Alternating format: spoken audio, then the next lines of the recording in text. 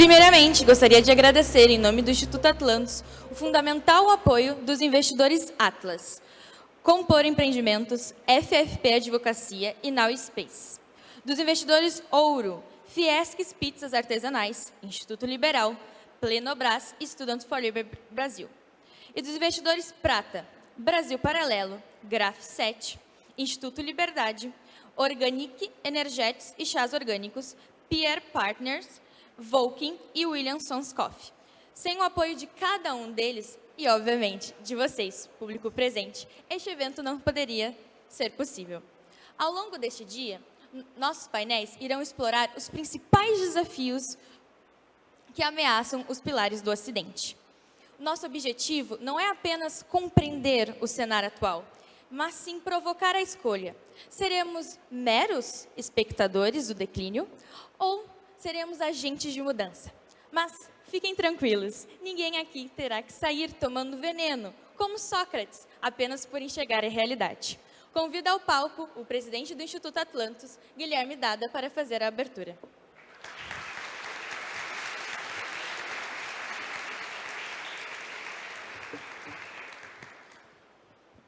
Bom dia, pessoal. Sejam todos muito bem-vindos. É uma honra dar as boas-vindas a todos vocês à 9ª edição da Conferência Atlantos. Vivemos tempos desafiadores. Conflitos culturais, econômicos, sociais e políticos vêm moldando um dos períodos mais complexos da nossa história recente. Em meio às tensões entre tradição e progresso, aos debates sobre liberdade, gênero, trabalho e representatividade, vemos surgir uma inquietação legítima. Como proteger os valores que sustentam nossas sociedades diante de um mundo em constante transformação? Não há resposta simples, mas há um ponto de partida claro: a defesa intransigente da liberdade, da democracia e do Estado de Direito. São esses os pilares que garantiram, ao longo dos séculos, a prosperidade, a criatividade e o espírito crítico que fizeram do Ocidente uma referência para a civilização. Hoje, mais do que nunca, precisamos reafirmar esses fundamentos e precisamos reconhecer que preservar não é o mesmo que estagnar. E que inovar não significa abandonar nossos princípios. O desafio que se impõe é este: como conciliar raízes firmes com asas abertas. A 9ª Conferência Atlantos surge justamente como uma resposta a esse chamado. Este evento é um convite à reflexão, mas também à ação. Aqui, ideias ganham forma, projetos nascem e caminhos se abrem. Ao longo do dia, teremos a oportunidade de escutar pensadores, empreendedores, líderes e jovens inquietos, todos unidos por um propósito comum: salvar o Ocidente. Não com saudosismo, mas com visão. Não com medo do novo, mas com confiança no que nos trouxe até aqui. Que esta conferência nos inspire, nos provoque e, acima de tudo, nos una. Muito obrigado e sejam todos muito bem-vindos à 9ª Conferência Atlantos.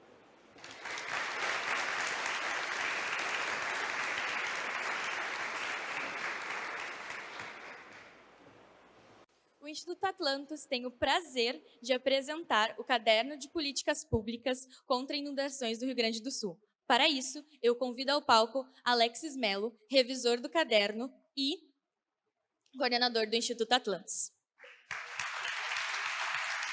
Bom dia a todos. Primeiramente, gostaria de agradecer por esta oportunidade de apresentar o lançamento de políticas públicas para controle de inundações no Rio Grande do Sul. Muitos aqui presentes vivenciaram o horror que foram as enchentes de 2024. E tantos outros acompanharam pela televisão o desastre que assolou o nosso estado.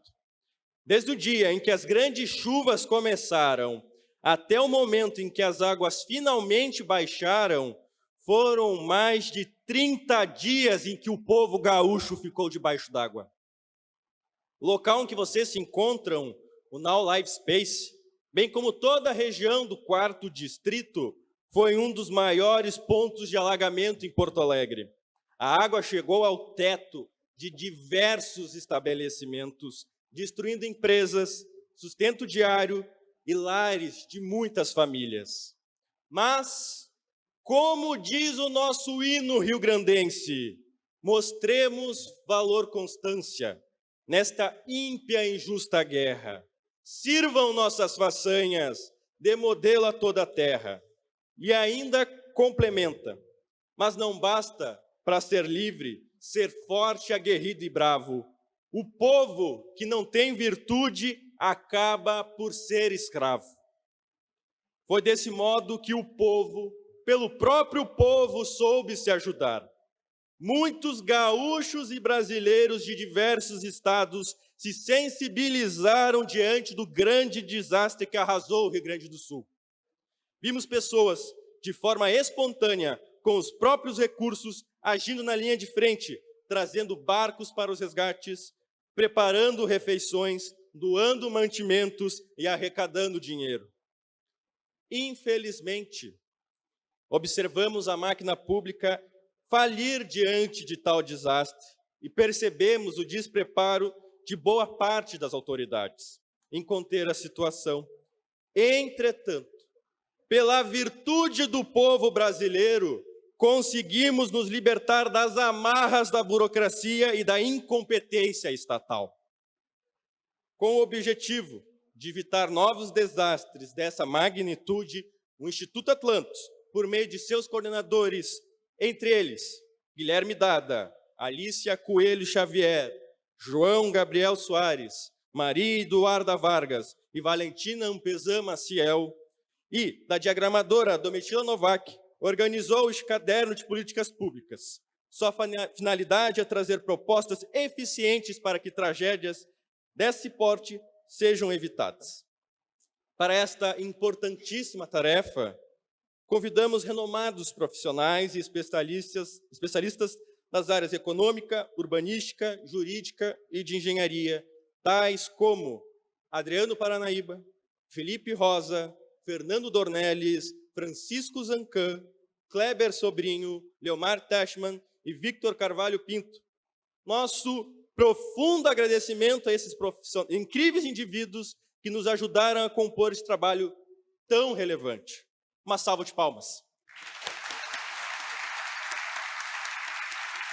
Dessa forma, entre as propostas apresentadas, destacam-se na área econômica a liberdade de investimento e a participação privada como alternativas eficazes com os modelos de Business Improvement District e o Project Finance para subsidiar obras essenciais como as estações de bombeamento de água pluvial. No campo do urbanismo, a reorganização fundiária é essencial para a reconstrução e a prevenção de desastres, ao passo que o retrofit moderniza as cidades, tornando-as mais eficientes e atrativas para investimentos. Na engenharia ambiental, o modelo britânico de prevenção e mitigação de danos pode ser aplicado em áreas estratégicas, como o cais embarcadeiro. Além disso, a modernização do plano diretor de drenagem urbana, o desassoreamento dos rios e a atualização dos sistemas de alerta são medidas fundamentais para reduzir e proteger vidas. Todas essas propostas foram baseadas no mercado, na liberdade individual e na eficiência operacional, visando gerar benefícios econômicos, sociais e ambientais para todo o Estado. Assim, convidamos todos, legisladores, gestores públicos, líderes comunitários e cidadãos a assumirem o compromisso, o protagonismo na construção de uma sociedade mais resiliente e segura. Nós, do Instituto Atlantos, como um think tank independente e sem fins lucrativos, voltado a promover e qualificar o debate sobre as ideias de liberdade, tanto na esfera acadêmica quanto na sociedade em geral, depositamos plena confiança em que, com a implementação das medidas apresentadas, podemos reduzir significativamente os impactos das enchentes futuras. Dessa forma, chamamos ao palco, representando as autoridades municipais da Assembleia Legislativa, vereador Ramiro Rosário, José Sagali, Thiago Abrit e o secretário de Parcerias do município de Porto Alegre, Giuseppe Riesgo, o deputado estadual, Felipe Camusato, o deputado federal, Marcel Van Hatten, nosso ilustre convidado, governador de Minas Gerais, Romeu Zema.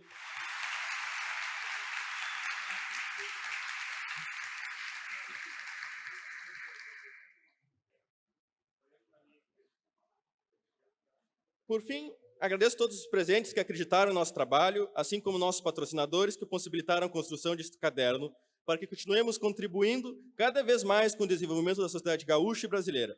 Mais uma vez, meu sincero agradecimento aos coordenadores e articulistas por sua valorosa contribuição. Por isso, gostaria de chamar o governador de Minas Gerais, Romeu Zema, para passar umas palavrinhas para nós. Muito obrigado. Bom dia. Quero cumprimentar o presidente do Instituto, Guilherme, o coordenador Alexis e os nossos deputados que estão aqui presentes, Marcel Van Hatten e Felipe Camozato. Quero primeiro agradecer a oportunidade de ter esse momento aqui com vocês. Eu, que sempre fui um liberal, fico muito satisfeito, feliz de estar aqui participando. Mas eu diria que eu não fui um bom exemplo. Até os meus 54 anos de idade, eu tive um afastamento total da política. Dediquei única e exclusivamente aos negócios, ao setor privado. Tinha uma visão que, apesar de ser liberal, era totalmente no sentido só de empreender, de gerar oportunidades, mas nunca de envolver na política. Mas teve um fato que foi determinante para a minha virada. Em 2015 e 2016, quando eu ainda estava à frente dos negócios, o Brasil viveu a maior recessão da história. A nossa economia, nesses 2 anos, recuou quase que 8%. E eu tinha ficado 30 anos à frente de uma empresa que, durante 30 anos, só cresceu. Saímos de 60 funcionários para quase 8.000 funcionários nesse período. E, em 2015 e 2016, em vez de contratar mais gente, eu tive de reduzir o quadro da empresa em 2.500 funcionários. Caso contrário, a empresa não teria como sobreviver. E aí a luz acendeu.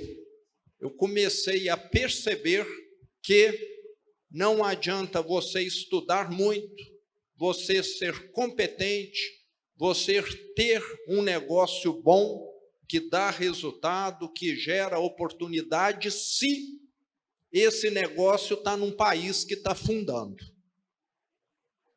E o Brasil afundou naqueles 2 anos, não foi porque o mundo estava em crise, não. A Ásia estava crescendo, a Europa crescendo, as Américas crescendo, a África crescendo, a Oceania. Só um país estava afundando. Por causa de mensalão, por causa de petrolão, por causa de impeachment, por causa de mala de dinheiro, por causa da classe política. E não preciso dizer se essa classe política, qual partido era, que eu acho que todo mundo aqui sabe. E hoje nós estamos na mesma direção, infelizmente.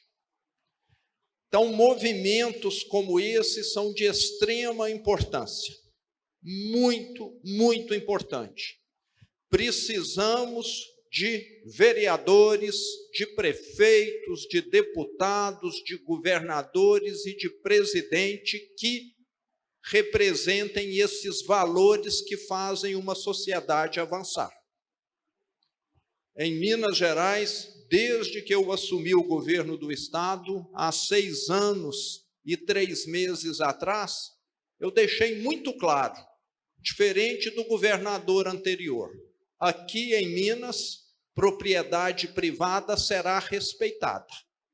Aqui, se tiver alguma invasão, a nossa polícia militar vai atuar para que a lei seja cumprida. No governo anterior,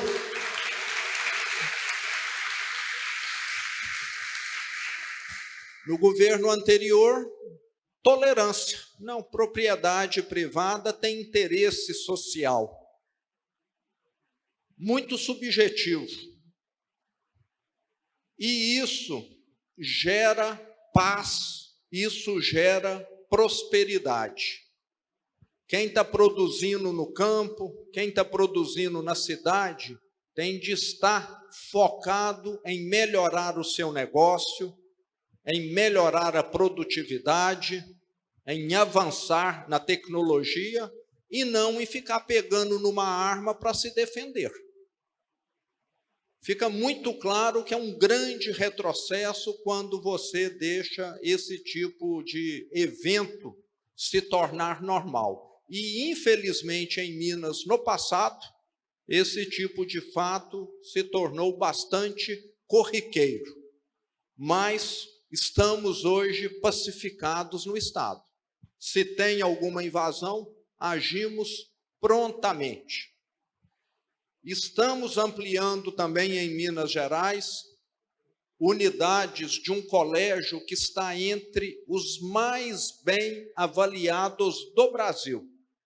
Se vocês pegarem notas de avaliação do ensino médio, ensino fundamental, vocês vão ver que muitas vezes aparecem lá os colégios Tiradentes de Minas Gerais, que são colégios cívico-militares destinados prioritariamente a filho de militares, mas também que atende a população, de um modo geral, com aquelas outras vagas que ficam disponíveis. Estamos ampliando essas unidades no Estado e também queremos levar para toda a cidade, acima de 20 mil habitantes, a possibilidade de uma escola estadual ser convertida numa escola cívica, que é uma escola onde a disciplina é exigida, onde é necessário frequentar com uniforme, onde atos de indisciplina são punidos exemplarmente. Alguém agredir um professor, verbalmente que seja, é motivo para expulsão. É assim que funciona no emprego. Por que que as nossas crianças e adolescentes não podem aprender desde cedo? Eu já fui empresário, um funcionário que desrespeita um chefe, muitas vezes a punição é demissão.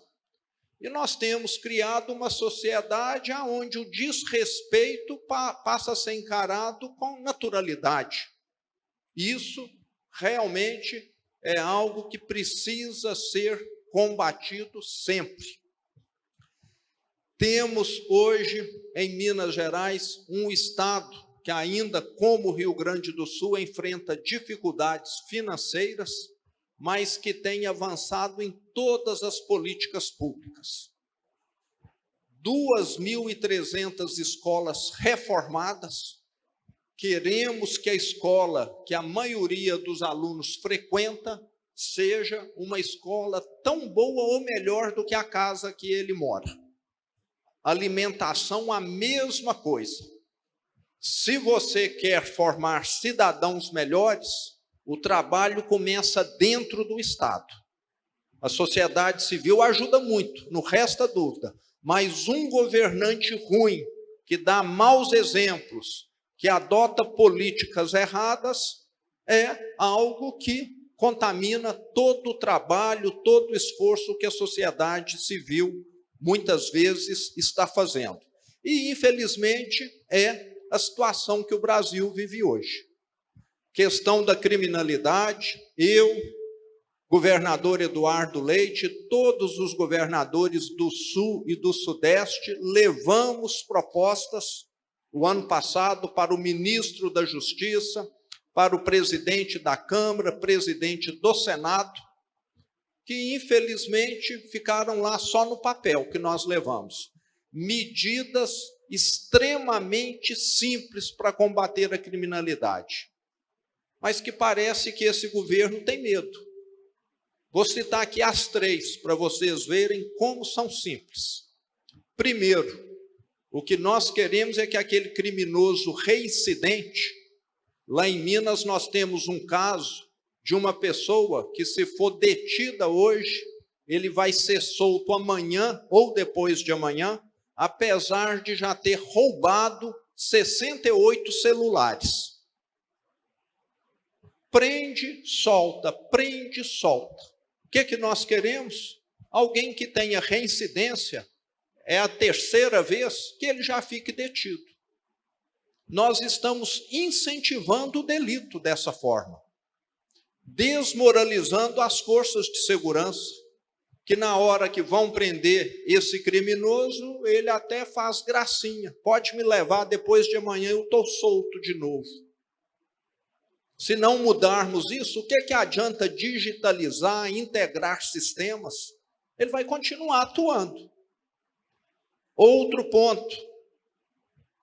Nós temos milhares de detentos hoje em Minas Gerais, criminosos que estão em regime aberto, semiaberto, com tornozeleira eletrônica. Hoje, se alguém está usando tornozeleira eletrônica e rompe a tornozeleira eletrônica, a justiça às vezes leva mais de 1 ano para emitir um mandato de prisão novamente. Nós queremos que a adulteração, o rompimento da tornozeleira eletrônica seja algo equiparado a pular o muro da prisão. Quer coisa mais lógica do que essa? Não. Aqui no Brasil, se alguém rompe, continua cometendo crimes, talvez daqui a 1 ano o mandato de prisão seja expedido novamente.